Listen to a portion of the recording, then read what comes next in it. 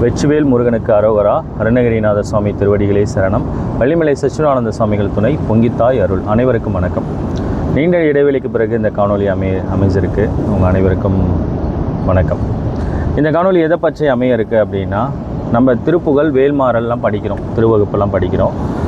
இந்த படிக்கக்கூடிய நம்ம அடியாறு ஆகிய நாம் குருவை நம்ம வணங்க வேண்டிய தேவை இருக்குது. அந்த குருவுக்கான மரியாதை செலுத்த வேண்டிய அவசியம் இருக்குது.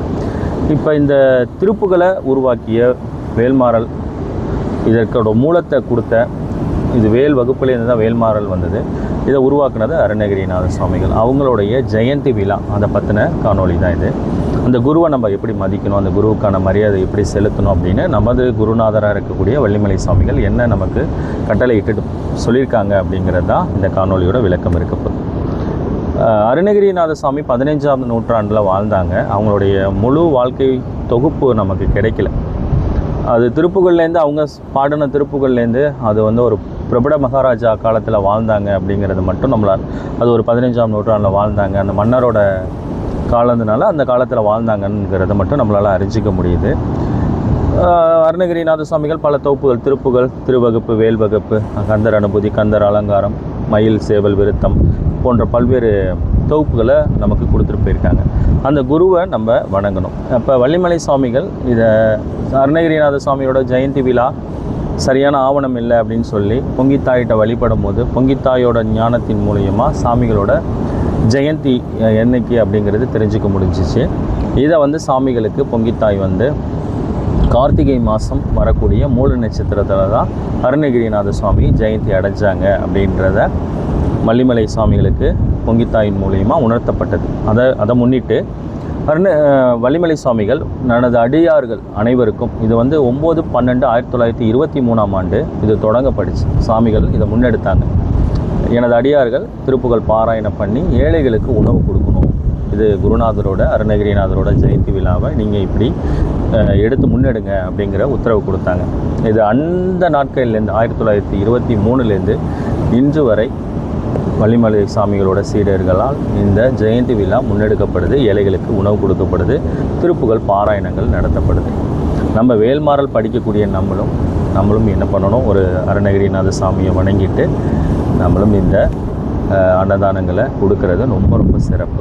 அந்த தன்மையை நம்ம நாளைக்கு அமைச்சிக்கலாம். நாளைக்கு கார்த்திகை மூல நட்சத்திரம். இந்த நாளில் அருணகிரிநாத சுவாமி ஏதோ ஒரு முருகாலயத்தை போய் முருகப்பெருமானை வணங்கிட்டு அருணகிரிநாத சுவாமியோட திருவுருவ புகைப்படம் இருக்கும், இல்லை விக்கிரகம் இருக்கும். அங்கே நீங்கள் உங்களால் முடிஞ்ச புஷ்பா எல்லாம் சாத்திட்டு குருநாதரை மனசார வணங்கிட்டு ஏழைகளுக்கு முடிஞ்ச அளவுக்கு அன்னம் பாலிங்க. இது குருவோட நமக்கு உத்தரவு. வள்ளிமலை சுவாமிகள் வேல்மாறல் படிக்கக்கூடிய ஒவ்வொரு அடியார்களும் இதை முன்னெடுக்கணும் அப்படிங்கிறத குருநாதர் நமக்கு கட்டளையாக எடுத்திருக்காங்க. இது வள்ளிமலையிலையும் நடக்குது, திருவிடைகளிலையும் நாங்கள் முன்னெடுக்கிறோம். வாய்ப்புள்ளவங்க கலந்துங்க. வள்ளிமலையில் ரொம்ப சிறப்பாக அதை செய்வாங்க. குரு பக்திங்கிறது ரொம்ப முக்கியம். இறையருள் வேணும் அப்படின்னா திருவருள் கண்டிப்பாக நமக்கு தேவைப்படும். அந்த தன்மையை நம்ம வளர்த்துக்கணும். அந்த குருமார்களோட பரிபூரணம்ங்கிறது ரொம்ப தக்க வச்சுக்கிறது ரொம்ப சிறப்பு. குருநாதர் சொல்லிக் கொடுத்த முறைப்படி படிக்கிறது மூலம்தான் இது வேல்மாறல் முழுமையான சக்தி அடைக்கும். ஏன்னா குருநாதரோட அனுகிரகம்ங்கிறது ரொம்ப முக்கியம். ஒரு குரு நமக்கு சொல்லிக் கொடுத்த அந்த தன்மையில் நம்ம முழுமையாக அந்த தெய்வ பாசுரங்களை படிக்கும்போது அது ஏற்படுத்தக்கூடிய மாற்றங்கிறது சொல்லவே முடியாது, மிகப்பெரிய ஆனந்தத்தை உருவாக்கும். அதனால தான் அந்த குருவின் முறைப்படி நம்ம சொல்லிக் கொடுத்த முறைப்படி படிக்கணும் அப்படின்னு. அதை முன்னிட்டு தான் நம்ம லைவாக இதை பண்ணணும்.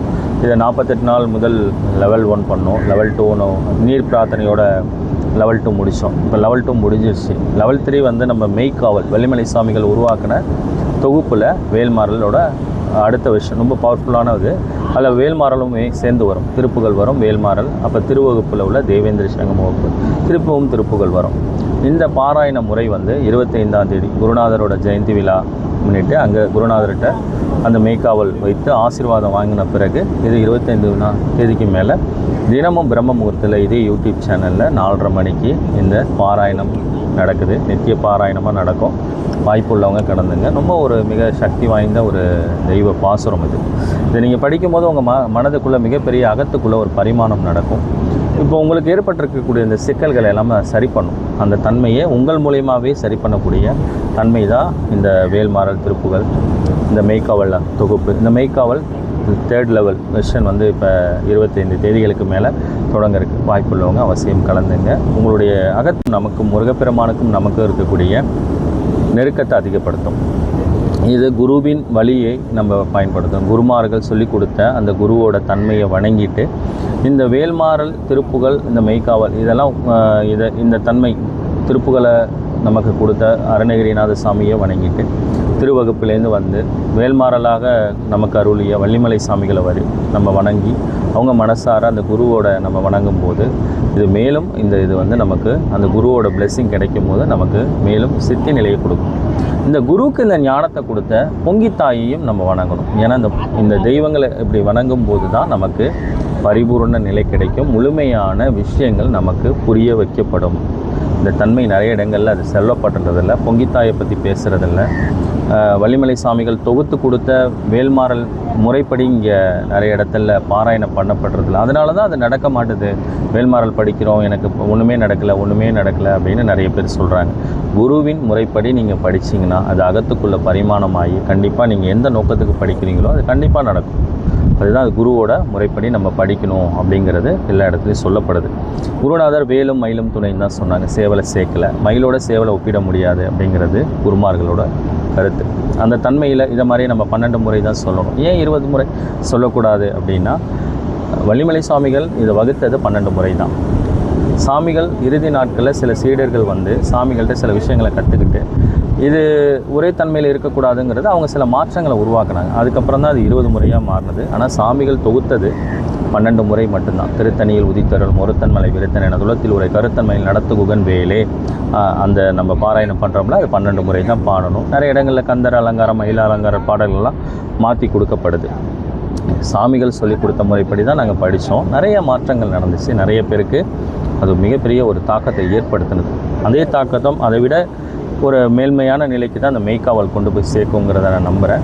கண்டிப்பாக அவசியம் இந்த பாராயணத்தில் இதை பார்க்குறவங்களுக்கு இதை கலந்துங்க. ஒரு நல்ல மாற்றம், பரிமாணம். இறைநிலை என்பது நம்ம வந்து ஒரு முழுமையாக நம்மளை ஆட்கொள்கிறது தான். நம்மளை பற்றி நம்ம தெரிஞ்சுக்கிறது தான். அதுக்கப்புறம் நம்மளை பற்றி தெரிஞ்சுக்கும் போது நம்மக்கிட்ட இருக்கக்கூடிய ரகசியங்கள்லாம் நம்ம புரிஞ்சிக்கும் போது இறைவன் கூடிய சீக்கிரத்தில் நம்மளை ஆட்கொள்வாங்க. இப்படி தான் குருமார்கள் சொல்லி கொடுக்குறாங்க. அந்த தன்மையில் நம்ம படிக்கிறது ரொம்ப சிறப்பு. இந்த தன்மையில் நம்ம தினம் நித்திய பாராயணமாக வச்சுக்கணும். இது நிறைய இடங்களில் என்னென்னு சொல்லப்படுதுன்னா, ஒரு மாதத்துக்கு ஒரு தடவை, ஒரு வாரத்துக்கு ஒரு தடவை, எப்பயோ ஒரு நல்ல நாட்களில் போய் படிச்சுட்டு வந்துட்டால் எனக்கு நல்லது நடக்கும் அப்படின்னு நினைக்கிறீங்க. அப்படி இல்லை. அது அந்த அளவுக்கு உங்களுக்கு தாக்கத்தை ஏற்படுத்தாது. நித்திய பாராயணமாக கொண்டு வரணும். தினம் படிக்கணும். ஒரு நாளோட தொடக்கம்ங்கிறது ரொம்ப முக்கியம். அதனை முன்னிட்டு தான் நாங்கள் இந்த தினமுமே இது பிரம்ம முகூர்த்தத்தில் 4:30 மணிக்கு இந்த லைவ் பண்ணுறோம். அதை பண்ணிவிட்டு அப்புறம் இரவு 7:30 மணிக்கும் பண்ணுறோம். இது ஒரு சில நாட்களில் தவிர முடிஞ்ச அளவுக்கு நான் அது நடக்கும். 2 வேளையும் ஒரு நாளோட தொடக்கம் இறைநிலையோடு தொடங்கி அந்த நாளை இறைநிலையோடு முடிக்கிறதுங்கிறது எல்லாருக்கும் சாத்தியப்படாது. அப்படி சாத்தியப்படுத்துகிறவங்களுக்கு அது வந்து ஒரு பெரிய வரப்பிரசாதமாக அந்த நாளே அமையும். அந்த தன்மை வந்து அதோடு சேர்த்து நம்ம நீட் பிரார்த்தனையெல்லாம் பண்ணுவோம். சில நாடி சுத்தி பிராணாயம் பண்ணுவோம். முருகப்பெருமானோட சடாட்சர மந்திரங்கள் இருக்குது. 1 எழுத்து மந்திரம், 3 எழுத்து மந்திரம், இதெல்லாம் சேர்த்து சொல்லும் போது அதோடு சேர்த்து இந்த வேல்மாறல் திருப்புகள், அப்புறம் தேவேந்திர சங்கம வகுப்பு, அப்புறம் வேலைக்காரன் வகுப்பு இதெல்லாம் படிக்கும்போது கண்டிப்பாக அந்த நாள் அற்புதமான நாளாக மாற்றப்படும். அதை சொல்கிறதுக்கு வார்த்தைகளே இல்லை. அதை அனுபவிச்சவங்களுக்கு சில பேர் இருக்காங்க. அவங்க அந்த பதிவு போடுவாங்கன்னு நம்புகிறேன். அவ்வளோ பெரிய அற்புதங்களை நம்ம வாழ்க்கையில் ஏற்படுத்தும். அந்த தன்மையை தினம் நித்திய தன்மையாக நம்ம மாற்றிக்கும் போது அது வார்த்தைகளால் சொல்லவே முடியாது. அது இறைவன் எப்படி அப்படிங்கிறத அந்த பரிபூர்ணத்தை நம்மளால் உணர முடியும். நமக்குள்ளே என்ன சக்தி இருக்குங்கிறதையும் உணர முடியும். இந்த தகவலை உங்களோட பரிமாறினதில் ரொம்ப சந்தோஷம். மீண்டும் ஒரு நல்ல தகவலோட உங்களை சந்திக்கிறேன். வெற்றிவேல் முருகனுக்கு அரோகரா. அருணகிரிநாத சுவாமி திருவடிகளே சரணம். வள்ளிமலை சச்சிதானந்த சுவாமிகள் துணை பொங்கித்தாயார். நன்றி, வணக்கம். முருகா சரணம்.